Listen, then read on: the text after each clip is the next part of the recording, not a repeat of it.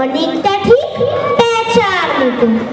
বিদ্যে বুদ্ধি বলছি মশাই, ধন্যী ছেলে অধ্যাবসায়।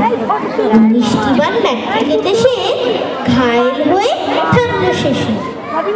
বিষয় আশায় গরিব বেজায়, কষ্টে শিষ্টে দিন চলে যায়।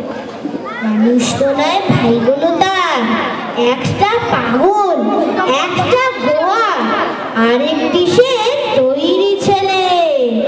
জাল করে নোট গেছেন জেলে।